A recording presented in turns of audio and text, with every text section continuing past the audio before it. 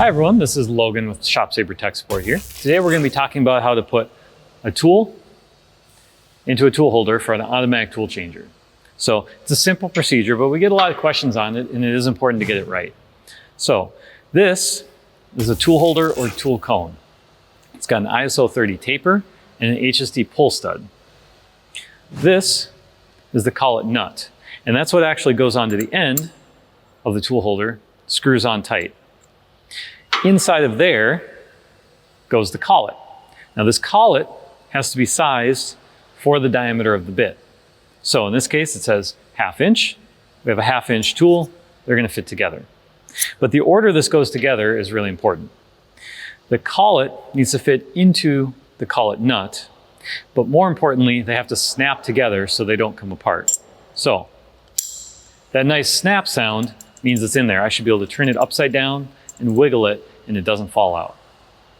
All right. The next step is to take that assembly and start screwing it on just a couple threads, just a couple times onto this tool holder.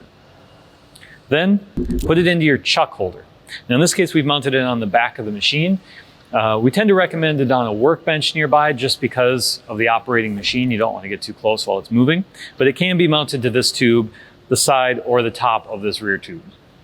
So these two flat sides are going to go right into the HSD chuck holder, and when I push down on this handle, it locks it into place. So that won't be coming out. Now some tools are going to have a line where to put the tool into the collet. If they don't, just make sure you keep the flutes outside of the tool holder where the collet is. So we don't want to pull dust up inside the collet. Give it a couple spins to tighten it by hand. And when it stops moving, the last thing is we need our wrench. Put it in there and make sure that all of the slots of the wrench are in all of the slots of the tool holder. Go ahead and tighten it. And once you get it tight, give it one little extra push. Your goal is to put about 80 to 100 pounds of force on the end of this wrench. So if you have a 1-foot wrench, that's 80 to 100 foot-pounds of torque. So for most people, that's going to be about 1/2 to 1/3 of their weight right there. Push down on the handle, pull out the tool holder, and it's now ready to go. We can load it into our tool position and call for it from the machine.